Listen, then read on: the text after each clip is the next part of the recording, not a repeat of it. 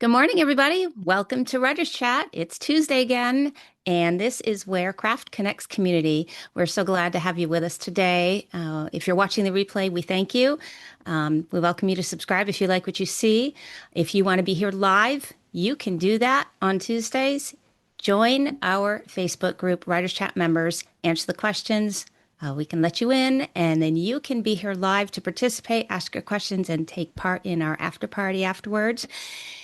We have a really great guest for you today, somebody who lots of people know that have watched Writers Chat over the years. We are so glad to help her back, to have her back.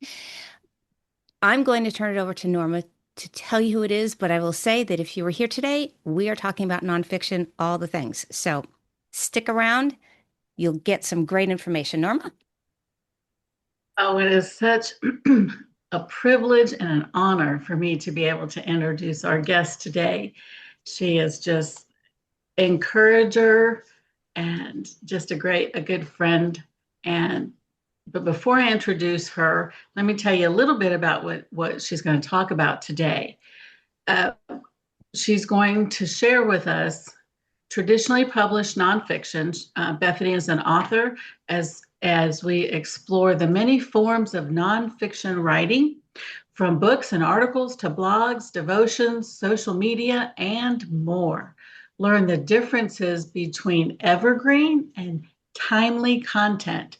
Discover where your ideas fit best and gain practical tips for reaching readers.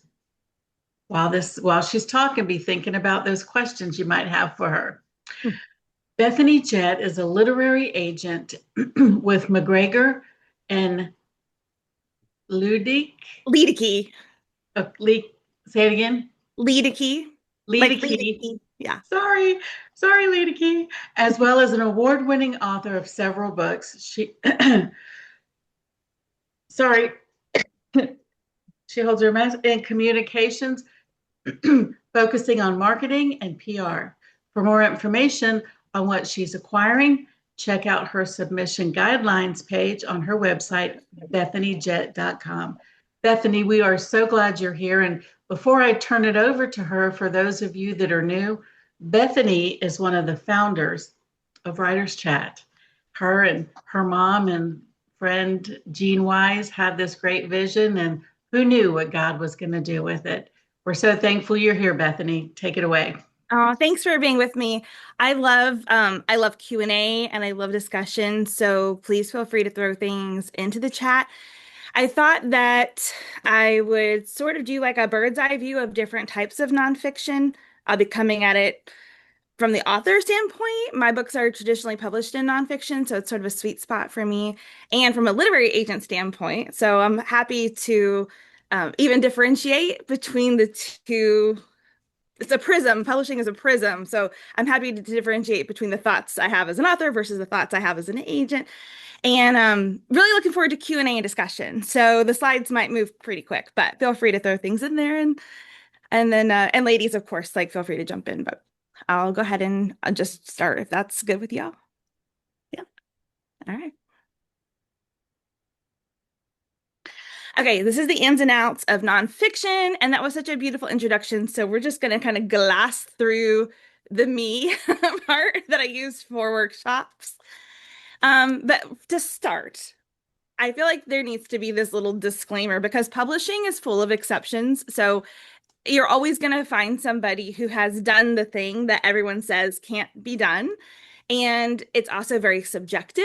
So I'm going to say things here, and then you could find 10 other agents who are going to say different things, or 10 other authors who are going to say different things. And in a sense, everything can be true.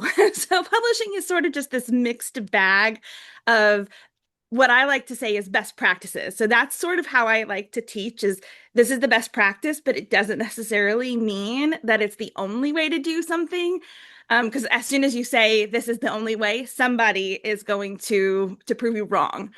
And also, there's many ways to publish a book. And I think that you really have to look at each project. Is this project best served? Is my audience best served? Publishing it in a different format than a book. So we're going to talk about that. But even when it comes to books, some books well, it might do better as an indie project versus traditional because of the timing. There's just lots of things that can go into it. And then you also want to think about your career as well. If you're going to indie publish, but you want to go traditional later, your sales are going to matter. And so those are all kinds of things you have to kind of think about as we sort of step into the wonderful world of nonfiction. So when I say types of nonfiction, I'm not necessarily going to go into all the subgenres of like book publishing, but more about if you are a nonfiction writer, the types of writing you can do now. So that would include, because again, we're not talking about subgenres. And I'm going to read this just for anyone who might be listening to the audio. The list I have here is trade books, devotionals, articles, blogs, Bible studies, newsletters, social media posts, workbooks.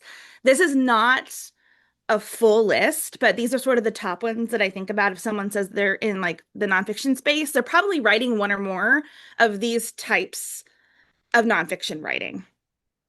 But we're going to go through them.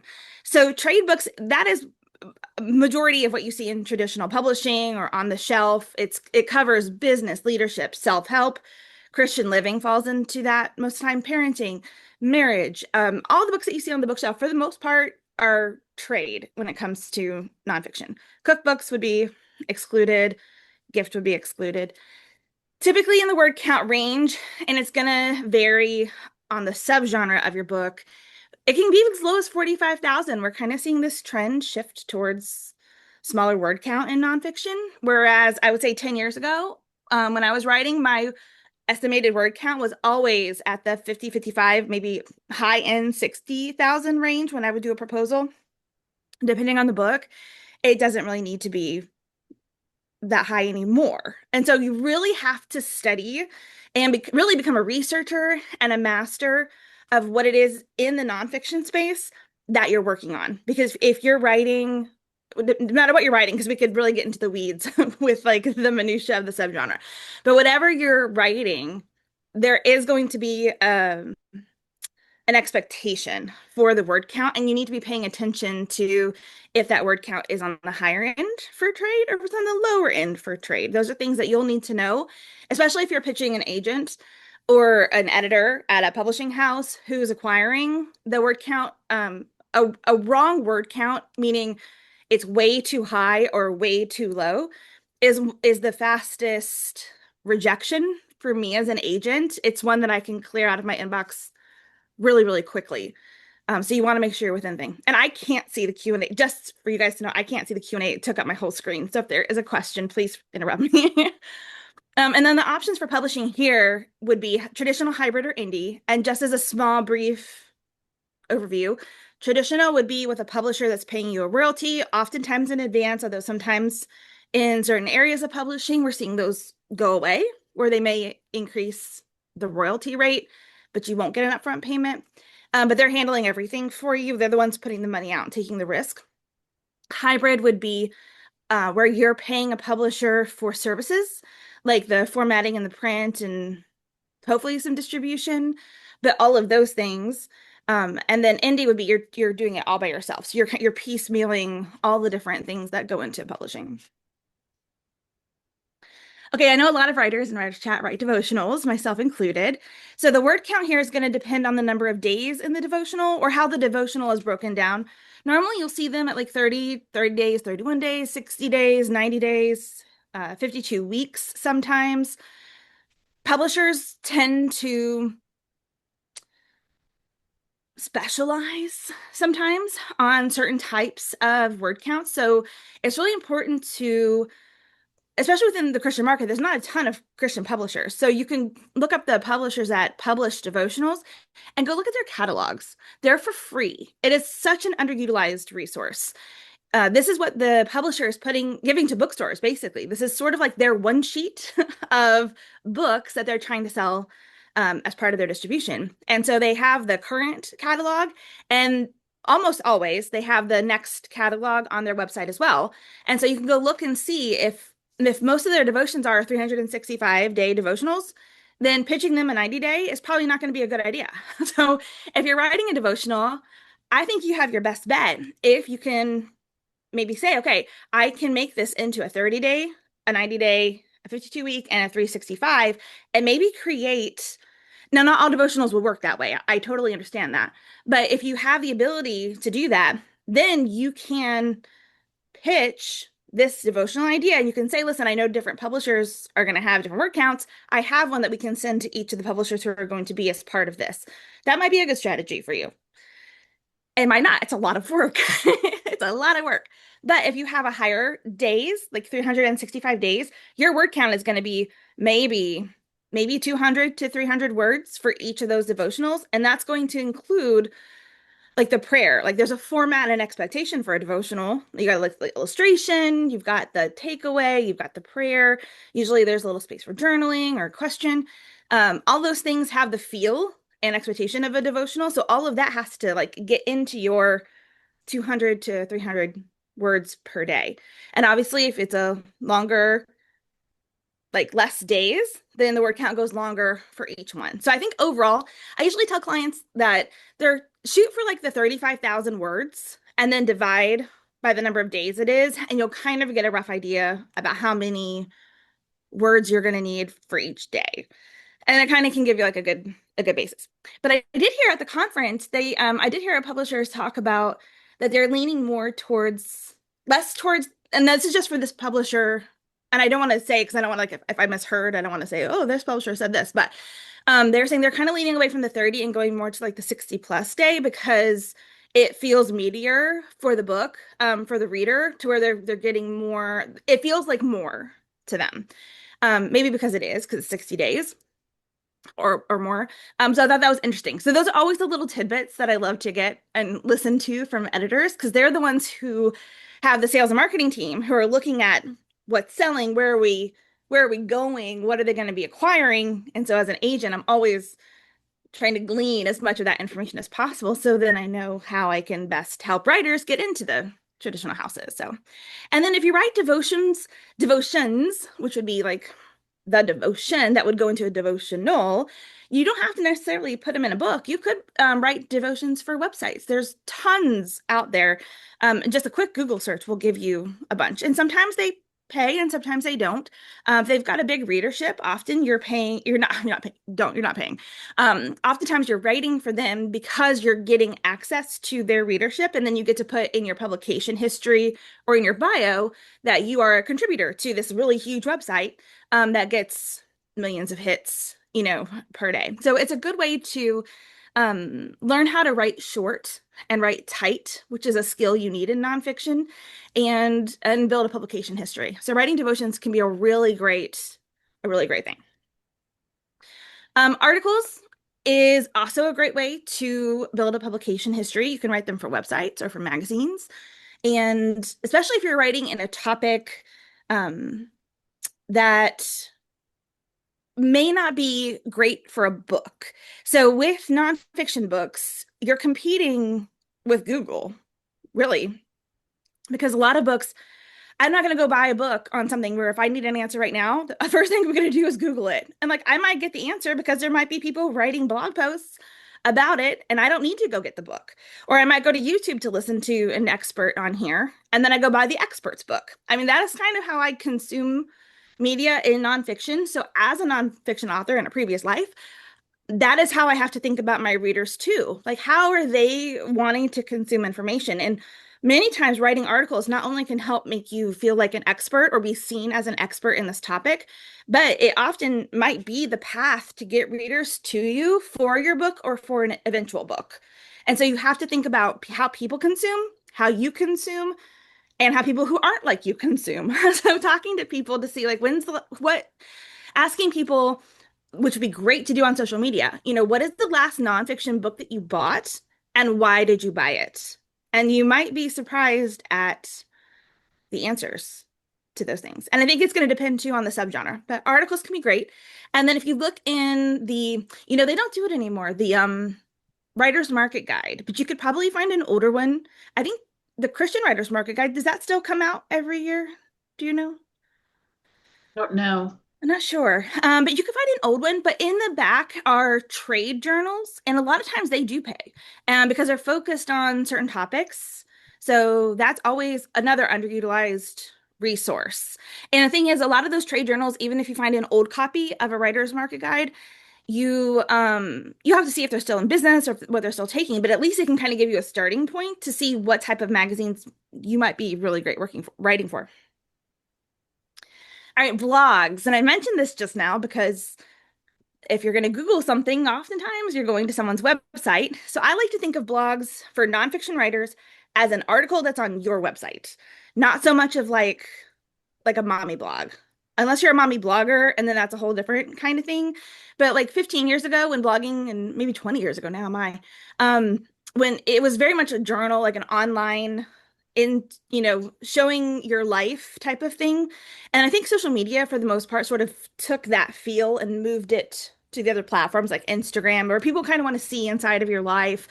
A lot of that happens there. So I think if you're a nonfiction writer, think of your blog as articles and write them that way so that they're very keyword heavy, that it's going to work for SEO, all of those things that you can deep dive into. But oftentimes, like if people have questions, and nonfiction is there to serve your reader, you're fixing a problem. Many times, that's the first place people go is online. And so if you're not writing articles on your blog about your topic or creating resource lists there, I think you're really missing the biggest span of possible reach for people. I mean, social media is important, but I think this is not talked about enough. So I would encourage you to start thinking of your blog as your own, not a magazine, but maybe if that helps you think about it, but writing articles there. And then you can write them for other people too. Once you kind of have your website where you look trustworthy and credible on your topic, then you can start reaching out to other people in your space and see if you can write for them. All right, Bible studies. If you write devotionals, a lot of people, that's a very easy jump, I think, that they make if they write devotionals. I'm not surprised that they're also writing Bible studies and vice versa. Word count is going to work the same way. It just depends on the kind of Bible study that you're writing. And publishing is kind of the same. Like you can put them on websites. People can use them as PDFs or lead magnets for email lists. There's so many things you can do with a Bible study. You can publish it as a curriculum. I don't acquire a lot of Bible studies, although I'm open to it. So I don't have like a lot of insider information on this one, but again, there's only so many houses that do them. So you can just go study their formats. A newsletter is really your email list. Substack still seems to be a really great place for people to do their newsletters. I think it's important to have the email list. I will tell you that when I speak to publishers in nonfiction, particularly in the Christian market, the two things that they ask about when it comes to platform, which we're going to talk about, of course, we're going to talk about platform if you've been on a workshop with me before, is speaking. Is the writer speaking? Because that means sales in the back of the room, and it means an engaged audience because they're there to listen to them. And the second thing is the email list. And that's not necessarily like first and second order. It's just the two things they always say. How big is their email list? And what is their speaking situation? So those two things. So if you are a nonfiction writer, I'm telling you, they have had almost every editor tell me that those are the two things they look at first. And then they go look at social media or the other things. So if you're thinking, I want to be a traditionally published writer, I'm writing articles or I'm going to start writing articles, you're going to start doing all the things, but you're not sure where to really kind of focus your time and energy, your email list and your speaking. Those two things. That's where I would put. Bethany, I have a question. Yeah. How, Are you going to ask if me you're for a just number? getting started, pardon? I said, are you going to ask me for a number? Yes. If people are just getting started, what should be a goal to achieve that would show growth and potential? I know we can't, have 10,000 out the gate. No. Most of Yeah. us can't. But what would be a good goal out the gate Okay. to show we're growing and we're serious about doing this? So I think so I think it's kind of like Amazon reviews. There's always like this little checklist that you're trying to reach, for each thing. I would say get your first 100 and make that your first marker. And then I would go to 500 and then 1,000, 5,000, 10,000. And then hopefully it should just be at some point the snowball just rolls. Right. So And publishers are going to be happy about different levels. But the thing that you're going to want to put in your newsletter, or like a proposal, let's say, if you're pitching or querying your work, um, if say this is my number of subscribers, this is my open rate. That's really important. What is the open rate? And I will tell you, like 15 to 20% is well, a long time ago that was considered good. I'm not actually sure if that's still the same or not, but I get excited if I see a 25% plus open rate. More is better, obviously. And you can also then share if, like, let's say maybe you're at 300, but 100 of those people just came in the last month because of maybe you started a new lead magnet. I would say those things. Like I would qualify those things. You're going to quantify it by putting the numbers, but then I would also explain, here's where my growth is coming from. This is the percentage increase that I had. And I'm going to continue now to do this. So I expect to see the growth. That is so helpful um, for me when I'm looking at proposals because a lot of times people just stick information down and they don't really qualify anything. And I'm like, okay, they've got, 600 people on their email list, but like, how old is the list? Like, are you just like, I don't know. It could be a dead list for all I know. But the open rate is showing how, and you can talk about how often you're sending it out. And those kinds of things can help because as an agent, I know you'll hear a lot. Sometimes you'll hear agents say that they're looking for reasons to say no. Like I've heard editors talk about that on podcasts. And I think of it the other way. I'm always looking to how to say yes. And there's things that are going to make me say no, like a checklist. But for nonfiction, platform is the thing that I'm looking at probably second. Like once, so I'm like, oh, this is a good idea. Okay, yeah, I think this is the person to write this. And then I have to go look at the platform. And if I can start seeing ways where I can leverage things for the author, and I start thinking of editors that I could send to, that's when it starts moving towards, okay, can I say yes? Like I need how many more things can I say yes to here so that I can make an offer? And sometimes the email list might be small, but maybe that's because the person's not like doing a good job of capturing emails when they're speaking, but they're speaking 15 times a year to crowds of 300. Okay, then that's a conversation we can have. Like, okay, you're speaking a lot. Why aren't we not getting the emails here? Like, that's a fix. We can fix that.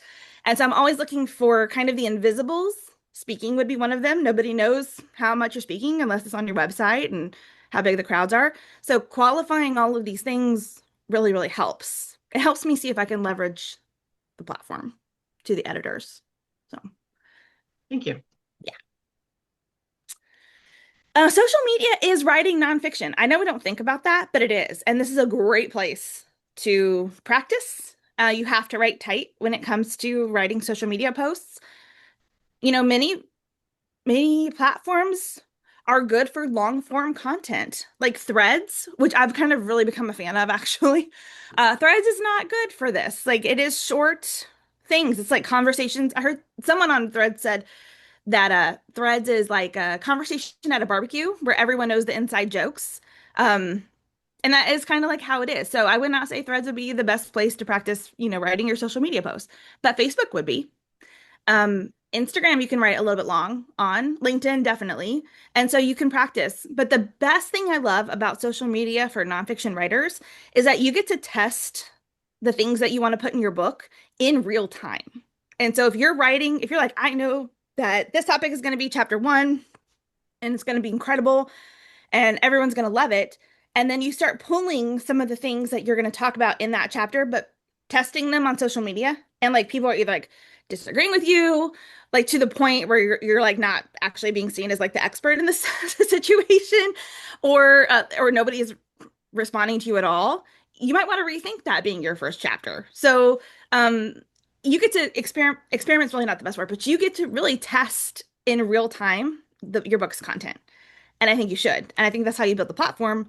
And then it makes it easier then to get the book deal because once you find that sweet spot of, oh, this is what my audience wants from, my worldview and this is how they want it, then things start to move a little bit. It's much easier to get a book because that's really where you can build a lot of followers.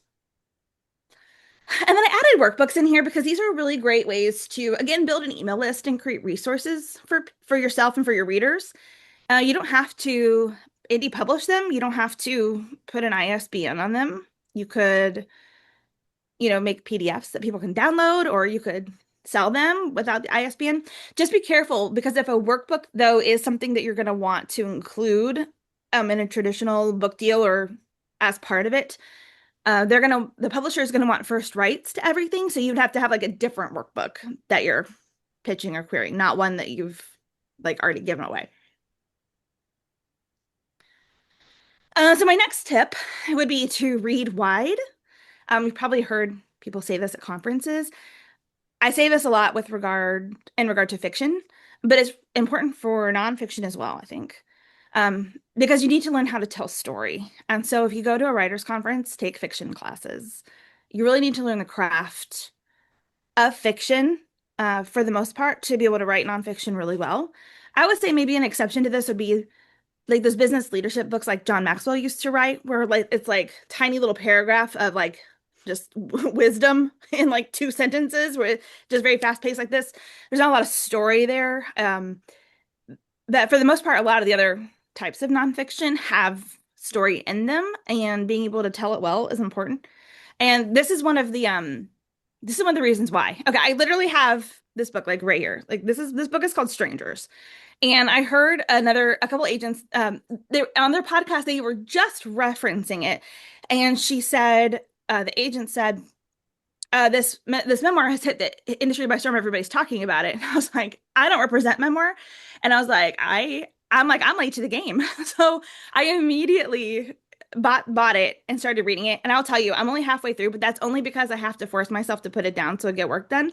Because I annotate in my books, and I think in the first chapter alone, I have like, oh no, like gasp, what? Oh my goodness. Like it feels like you're reading a novel in many ways, and it is not. And so if you are writing a memoir, this is the book that you need to go like run to Amazon or to a bookstore and get and study it, because she's not famous. And this book has people are talking about it. Like, why is this working? What about this has captured people so much? And I get it, even though I'm not even through the book. So this is for the memoir writers out here. This is my gift to you, is to go read Strangers, even if it's just to look at the craft of it. Read genre adjacent. So I kind of already touched on this, but some subgenres, they're going to naturally work together. Like business and leadership go together, so much so that they're often called business leadership, but they're kind of technically separate.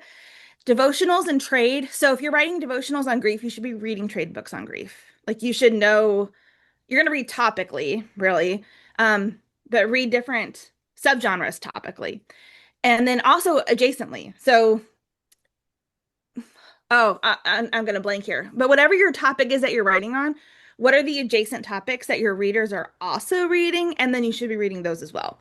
And then Bible studies and devotionals, those often go hand in hand too. And so think that you got to think about where your reader is coming from. If they're reading this, what else are they reading? And then you should also be reading those things, because it's going to inform how you're building this unique lens, with your worldview and perspective to your audience. All right. I can't see the chat, so I'm curious if anyone has read Lessons in Chemistry.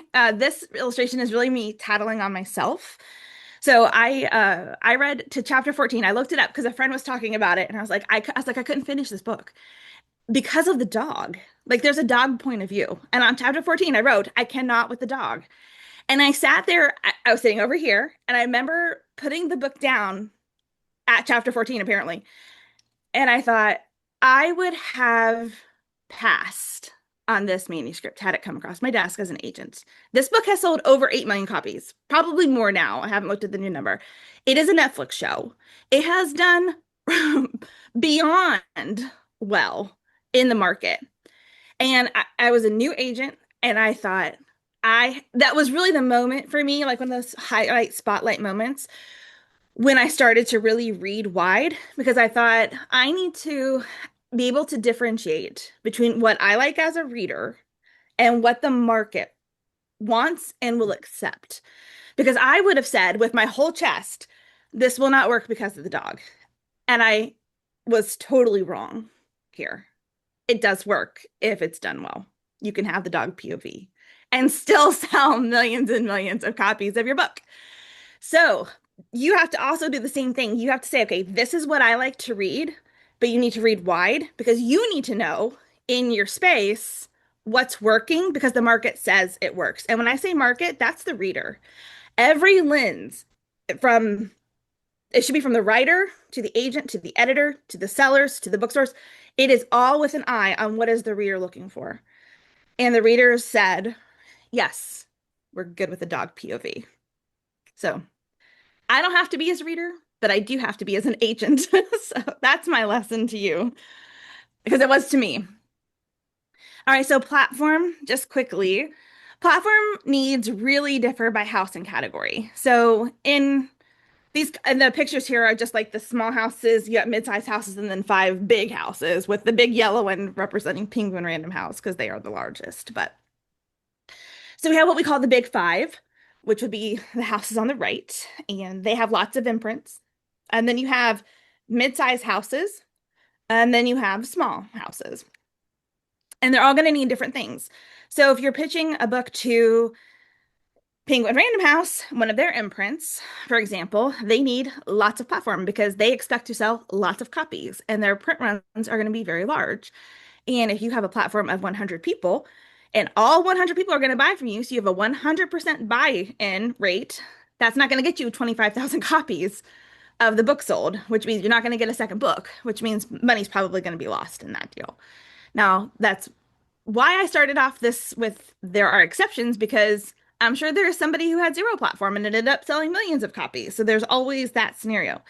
But you really have to think realistically about what you can bring to the table in terms of audience, because with nonfiction, that is what you're doing. You are saying, this is a problem, this is the solution, here's why I'm the person to write on this. Part of that is your credentials, and part of it is I'm proving to you that I'm the person to talk about this because of all these people who already follow me on this topic. And that's why you, the publishers, are going to fight over buying my book. You hope. You hope it goes to auction. But so I'm just going to make up numbers here. So these are completely made up. But sometimes it's good to start small because with a smaller house, maybe selling 3,000 to 5,000 copies of the book would be a huge win for them. Maybe that puts you at the top of their sellers in that house. And so selling 4,500 copies of your book in your first year for a small house might be amazing for them, which means they're probably going to offer you another book. So your career can start to roll that way. A mid-sized house is going to have different needs for a platform, and obviously the big 5 are going to have different needs too. When I go on submission with projects, I don't send every project to every level house. And so when you're talking to agents, if you're getting an offer of representation, this is definitely a question you need to ask on that phone call is what is your submission style? Some agents do not send to small. They'll only send to big. Some will send to medium and big. Some will say, I'll try everybody. So you really kind of need to know because if you're hoping that, Penguin or Simon and Schuster is going to get your book and then your agent's like, I'm not sending to them, then everyone's going to be upset at some point. So it's good to have those conversations ahead of time. And again, I kind of said this, but this is what I call the nonfiction triad. It's your credentials, your connections. Sometimes we call that borrowed platform in the Christian market. And then your own audience, in quotes. And that's who you're bringing to the table. So in terms of platform, you need to have all 3. I kind of call it the 3 pieces of the pie. And this is normally where, when I'm looking at platform and thinking about representing a project and a client, it's usually the third one, the own audience, which is why I have to say no and turn down a book. The credentials could be there. The connections can be there. Like I know that they're going to have people who might get it into some email lists and maybe have some friends talk about it on podcasts, or they'll get on a podcast. Or they have connections with an organization who's invested on the topic, which is all great. But they've not built people who already know, like, and trust them, which means they're not going to have word of mouth, which is the big thing in selling books. And own audience is oftentimes why I have to say no. And I'm guessing why publishers say no, because usually when they come back with a no, it's about platform. I would say like 80 to 90% of the time when I get a rejection on nonfiction, it's because of platform, and it's probably because of number 3. Oh, well, here's a bonus slide that I didn't take out. So, if you're writing fiction, here's a win. Lean into your fandom and become a resource for your audience of readers. So, for nonfiction, we're leaning into topics and kind of becoming the resource expert there with sharing other people's. Be willing to share other people. That makes you the resource expert. It doesn't make you look like you don't know what you're talking about. It makes it look like you're in the know. But if you're writing novels, and sometimes people write both. So, maybe there's a reason the slide's, snuck in here, but become the resource of books to be reading. I mean, if you're writing novels, there should definitely be, the top 10 books to read this summer. Or if you are writing to moms, here's the 5 books your kids need to read to give you a break. Or like Pizza Hut started the reading challenge. And so if you're writing for kids or towards moms, that could be a resource that you have. Like, here's books that your kids might like so they can earn their free pizza for the reading thing that they brought back. So leaning into things that are happening in the world and recommending books is a really great way to start building that audience. And then you can also then be talking about your topic. There could be more fiction stuff in here, guys. I don't know. Like, I kind of pull slides from like other workshops, so we don't really know what we're about to see. All right. And this type of content works on social media, which is great for nonfiction writers. So just in case someone is listening only, I will read the 5 types of content that you can create. They all work: motivational content, inspirational content, encouragement or encouraging content, education, and entertainment. If you can pick any one of those 5 and you can win, you can blend some of them. It doesn't always have to be entertaining. It could just be something that's motivational. So wherever you kind of feel like you're best at, lean in, lean in on that, and then find other people who are doing this type of content and seeing the formula for how they're doing it and how their audience is reacting to it, and then just do the same thing, but your way. Okay, you may need, I'm not going to read all this. There's a lot of bullet points on here, but these are just some ideas. Feel free to take a screenshot of ways to build connection to sort of build the platform. So these are tips for reaching your audience, but then maybe also finding other writers, although it's really not the main point of all these different things. But these are kind of great ways to start building connections within the community and finding other people who will be talking about your book when it does come out, or people that might be great resources for you. So I'll just give this a second and then. All right. I'm gonna go quickly through comps. I think it's important. Is that okay? Yeah, comps are so important in nonfiction. They're important everywhere, but really in nonfiction. So if you're at a writers conference or you're working on a book proposal, you're going to hear people talk about comps, and really it just stands for competitive or comparative titles or works. Sometimes you'll see it called the market analysis section of a book proposal, but it's just comps. It means my book is similar enough to these books that are already being bought, that people are currently buying, which means there's an audience for them, but it's different enough to where those buyers will still buy mine. So it's like you're finding the sweet spot of why your book will sell, and you're proving it in the section by listing books that have sold. And so when you're thinking about comps, you're thinking in terms of placement, and so you're looking for books that will sell because you're thinking about the reader. But you also then could put on an agent or editor hat, because when I look at comps, I'm looking at the publisher, I'm looking about how long it was sold ago, because then I'm looking for editors. Not every house does everything, so not every Christian publisher does devotionals. So if you're thinking I'm going to have 15 houses that I can send devotionals to, well, that might not be true. It may be 7. I'm just making up numbers, but which is very tiny. Now you're competing against everyone else who's writing devotionals, and with the bestsellers of devotionals, who people are always going to buy because they already trust the name of that person. You're competing with them too.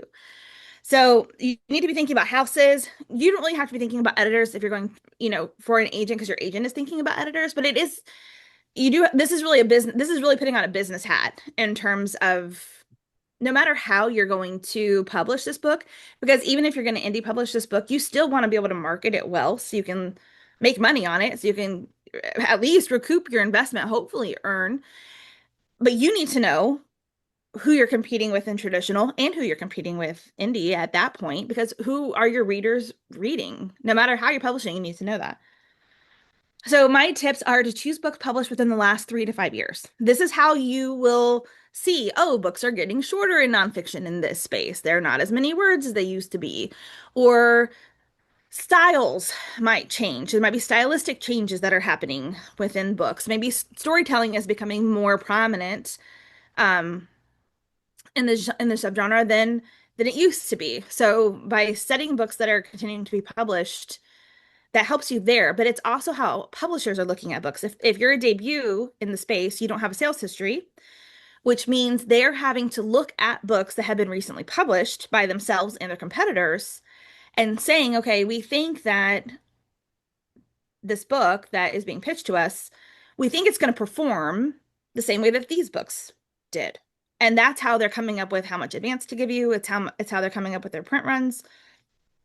Everybody is keeping an eye on the reader, which is the book buyer, and seeing how things have done. And so not only are you as a writer putting together a comps list when you're pitching to an editor or an agent, but the editor is also doing a comps list when they're going into those pub war meetings to say, this is our competition here. And then those comps are also being used for the people who sell because they have to go to the bookstores and say, hey, we know that the people who are coming into your bookstore are this demographic. They're going to like this too. And so they're having to pitch. So a comp works all the way through.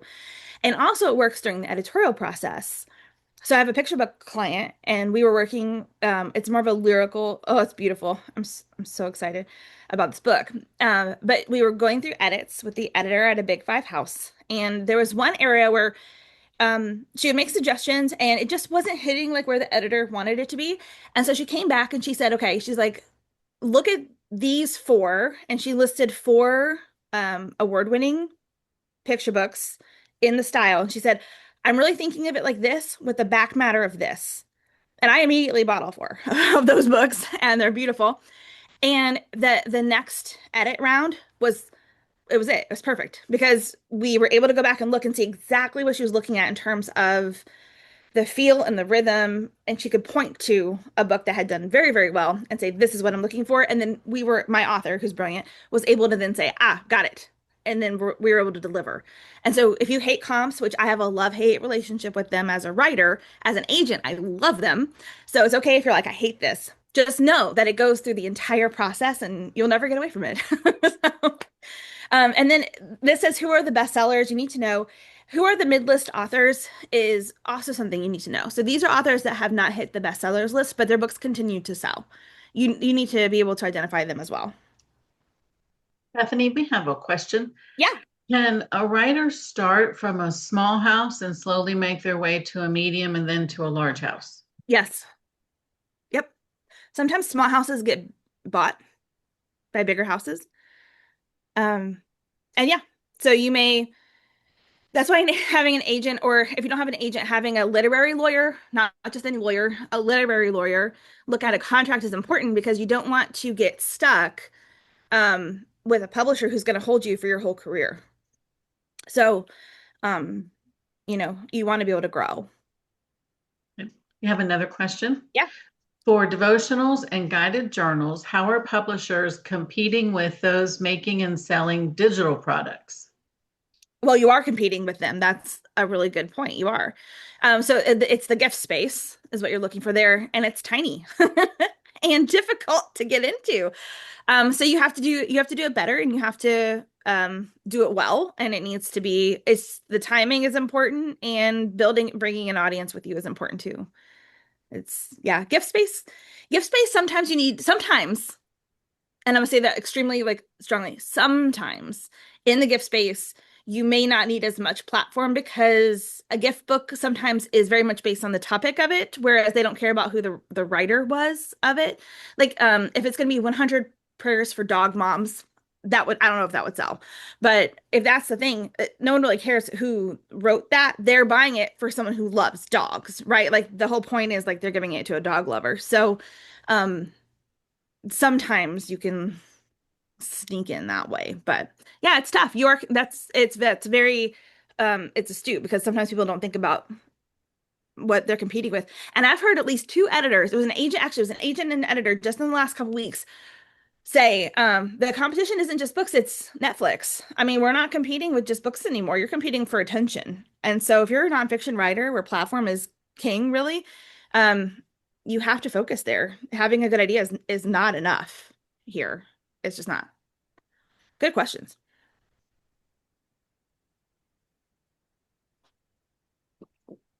This is just a list to find where to find comp titles. Like Amazon's good. I'm going to show you how to find them in Amazon. But librarians are excellent resources to ask. Go to bookstores. I always like take pictures of the spines in bookstores because I'm looking at who the publishers are of certain books, especially when they're like facing out.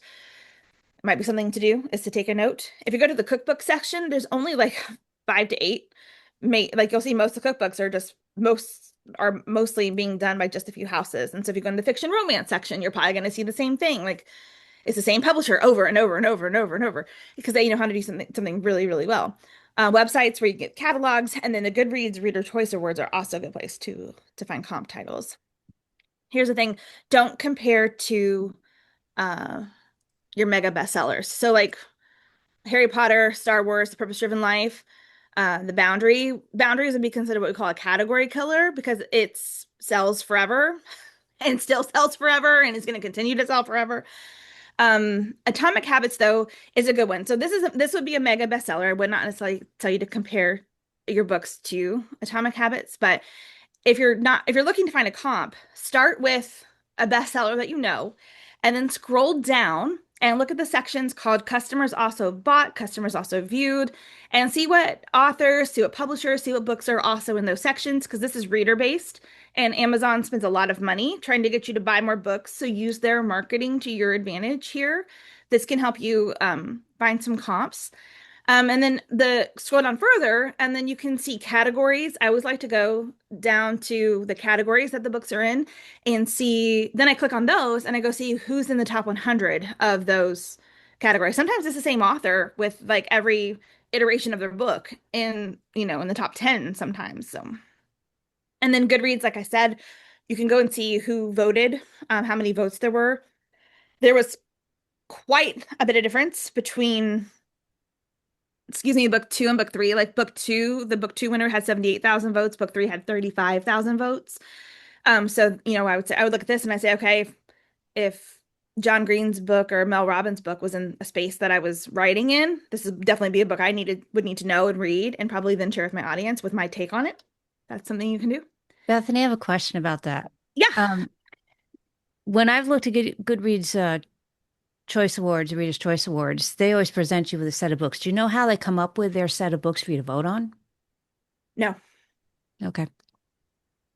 Because I was wondering if it was reader based on, what everybody is reading, or they've just curated their own books that they want you to vote on. So that's never really I don't known. know. So it kind of makes me wonder, are they really, they're good reader's choice after they get all these things, but they're not initially. Oh, well, Goodreads you can nominate. I'm sorry, Yeah. I thought you were talking about the eCPA. I don't know how the Oh, okay. Christian publishing does it, but Goodreads you Okay. can nominate your book Okay. for it.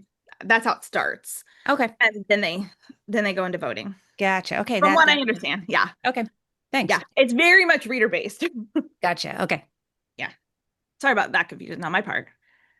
Okay, so I was just getting into the weeds here because I like the research of it, but you can go to the ECPA is the Evangelical Publishing Association, Evangelical Christian Publishers Association, sorry. And so they will, on their website, they will have lists. And so I thought it was interesting looking at the March 2026 list, which is the one on the screen. And then I went over to their annual list of 2025 bestsellers. I was like, I wonder how many of these are the same. So I made a little chart. And so Jesus Calling and the Five Love Languages, still, those books are old. They're way past the 3 to 5 years. So these would definitely be bestsellers, but they're continuing to take top spots. And so kind of keeping track of what is selling, like on the ECPA list, if you're writing in the Christian market, which I'm assuming most of us are in here, then it's good to know, like, okay, this book continues to sell. So if it's a book that is in your space, you may want to look and see why. Like, why? What's the formula? What's the format? Because obviously, even though Jesus Calling is 2004, it was published, it's still 20 something years later, continuing to take top spots. So, And then okay, so I know I want to get to questions too, but this is just my sample proposal format that I use in mine. So feel free to take a screenshot. It's just a way that you can put comps into your proposal. It's not the only way to do it. Um, and then you can merge two titles. You could say my book is This Meets This, X Meets Y is one way to talk about it. I buy books a lot of times based on this. Someone will say, oh, it's This Meets This. The Compound, I read a lot of general market books because I work in Christian market and general market. And it was pitched as reality TV meets Of Mice and Men. And I was like, yep, bought it, loved it, read it. Read it in a day. So sometimes being able to pull two ideas together is enough to get obviously a reader to buy, but it's also sometimes a way to pitch. And then you can put a twist on a known work. So it could say Downton Abbey, but with dragons. Like you know exactly what that book is going to be instantly. And then you can compare themes. So I have a thriller that we just took out on submission, and a couple of the ways that in my query to editors, that I used comps was the surprising twist of Ashley Elson with the depth and interiority of the Paper Palace. And so because as editors would know those books, and I'm pitching an upmarket psychological thriller, I needed to blend elements from people who do really well in those spaces and saying, okay, we're blending these two things so that they would kind of have an idea about what the book was going to be. And then the bottom line, no matter what, enough books have to be sold to get that second contract. And so you don't want to just be a one-hit wonder. Hopefully the goal is to write many, many books. And so as you're thinking about your publishing strategy, it's just something to keep in mind is not only this book, but what is the next? And always be thinking about what is the next, what is the next? Because this is a very long industry and a very hard industry. And you're going to need something to do when that book is out on submission or when you're querying. So that is the end of those many, many slides.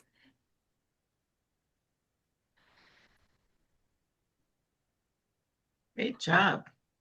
So I had somebody that wanted to know what the link was for the devotional site that you mentioned to see different publishers. If you have that, could pop that in the chat. That would be great. The bestseller list for the ECPA?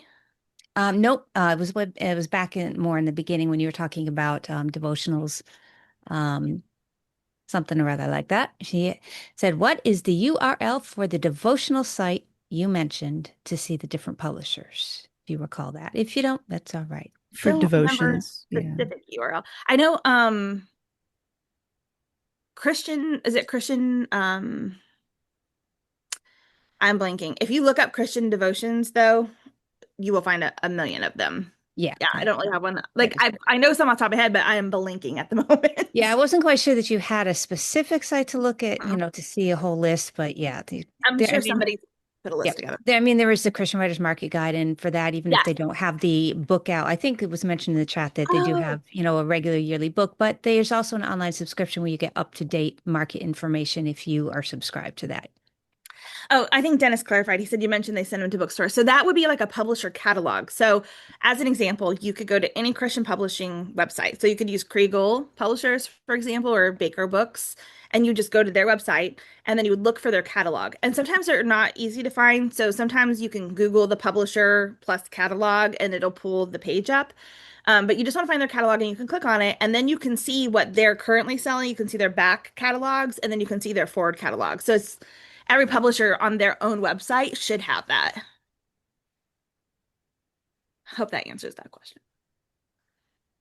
Well, we'd like to invite y'all back on if you would like to. If you have any further questions for Bethany, feel free to pop on and ask your question while she's here. I did have to put some people in Writers Chat jail too. So if you can't get out, let us know and I'll free your video.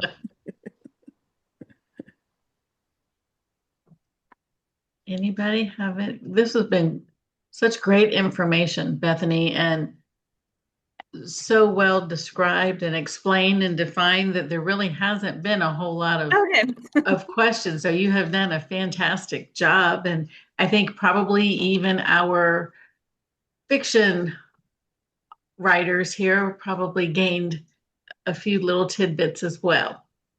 Okay. We do have a question. What if we are content in Writers Chat jail? Sorry. As a person who does not have a camera. I just saw the what if and thought it was a question for Bethany. Sorry about that. So And feel Bethany, free to stay there. I kind of have a question to, I mean, we're Christian writers here, and a lot of us will, we pray and we seek God for what to write.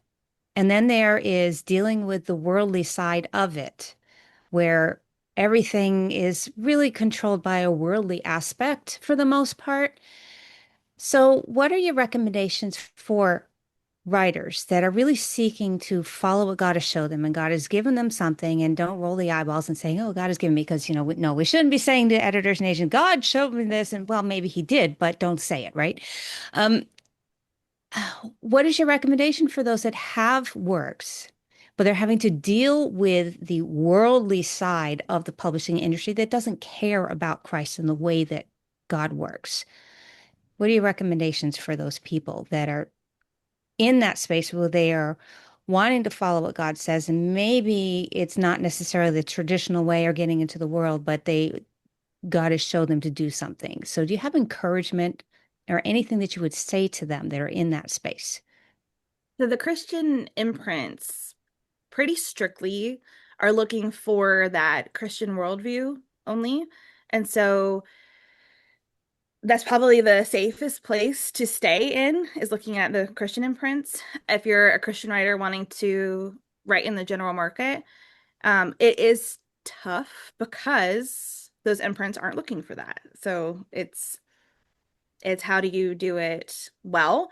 And I think for each category, you're going to do it a little bit differently. But I think creating really great content and people, sometimes you're going to write a book that's not necessarily a Christian book, but as a Christian writer, people find it and then they find you. And so it's kind of, you're kind of reverse. Some writers are going to take the path where they're going to reverse engineer it to where they've got this book that they're going to talk about. It's going to be from a Christian worldview, but it won't be necessarily Christian enough for the Christian market. But then the readers who read it will find you that way. So some people are going to do that. Some writers are going to be like, this is a Christian book written for Christians by Christians, and that is like a space. And some publishers only want that.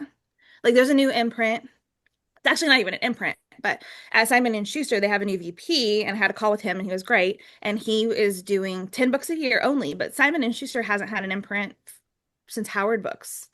So this will be the first Christian side for Simon and Schuster in a while. But he's only doing about like 10 books a year, so your space is really small. But the one of the categories is written to Christians, for Christians, by Christians. And then another category would be it's not necessarily a Christian topic, but it's written from that Christian worldview, so that a Christian is writing it, and the Christians who read it are going to see the worldview in it. But it may not be like a Christian book, which I think is great because I think a lot of writers are in that space. Like this isn't necessarily a Christian topic, but I'm a Christian writer and my worldview is Christian. And so I like that that imprint is open to that. But it's going to be under Simon and Schuster flagship, which is great. So I'm excited to see what comes out of that. So it's just kind of figuring out where you want to be. Christine?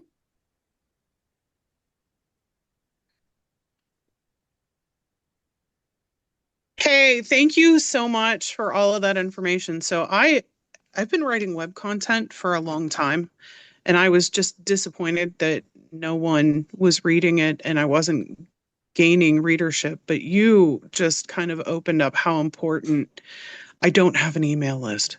Mm. I've been writing for 20 years and I don't have an email list. Um, the the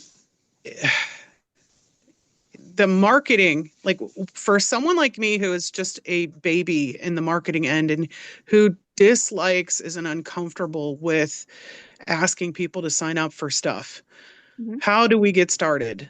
And there was another thing too. I developed a card game based on the 5 love languages. Okay. Is that something that can be marketed through like the Christian publishing folks, or is that something that I need to do with game, like only with game stuff? Well, I'd be careful about how much licensing you're using from the 5 love languages because they probably have rights, I'm Okay. sure, to the merchandise side of things. Oh no, But I you'll can't be hear you looking, anymore. can everybody else hear me? Yeah. Yes. Okay. Um, there are publishers who do games like gift cards. You would probably need to do like a different take on it than the 5 love languages, like a unique spin. build the email list. And if you're just getting started, if I was redoing this today as a nonfiction author, I would be focusing on YouTube and Instagram as my platforms. I would be over on Substack with a separate email list on my website, and I would be writing consistent articles from my website with resource pages on my website on my topic for organizations, for people, any kind of resources. On social media, I would be talking about books that are coming out in my space and my adjacent space. And I would be trying to write for all of the biggest magazines or websites on the topic and possibly getting onto podcasts. And I would be saying, okay, I'm going to really go hard for maybe 6 months to build enough data to see what worked and where I won, and then get rid of the stuff that didn't work, and then take the next 6 months and focus in on what did. And that's what the guy who did Atomic Habits did. He was writing for big places. He was doing this daily blog. He found this sweet spot with this topic and then just wrote and wrote and wrote. And because his content was so good, you don't have to ask for people to sign up because people want it. And that's when you kind of hit that sweet spot where people are begging you for content. And his email list just blew up. So like it was a no-brainer book deal for him because of what he brought to the table. And that's where I would want to be. If I ever go back to writing, that is what I will do. If that's helpful. And of course, the platforms could change by the time I ever do this again. But if I was doing it right now, that would be my strategy. And I would start speaking. You're muted, Christine. I'm muted. There you are. There you Gotcha. are. Okay. All right. Instagram, Substack, and YouTube. what was the third one? YouTube. Okay. Yeah. All right. Thank you. I appreciate it. And I would let my Instagram content flow over to my Facebook content. So I'd be knocking out Facebook at the same time, but I would be creating it with an Instagram audience. I'm old enough to have 0 Instagram content. I did Facebook and MySpace back in the day. Listen, my shit was diabolical. Like my kids, I was like, if you haven't been put on someone's top 8, or we used to move people around, take them off top 8. I mean, this is savage social media back in the day. MySpace. Wow, that's a blast from the past. Yeah. Yes, Any other questions for Bethany? We've gone a little bit over. Any other questions? I have a question for the after party. Yes. Stick around for the after party, Bethany. We hope you can join us for a few minutes. And next week we will have Heather Norman Smith, sweet, sweet lady. She's going to talk about how we are inspired to write what we write, where she gets a lot of her ideas from. And she writes fiction, and you will want to come back and hear what she has to say. So we hope to see you next week. Brandy, Melissa, anything else? No, don't think so. Not for this week. Right. Stick around for the after party. And again, thank you, Bethany, for being here, and we'll see y'all next week. Bye-bye.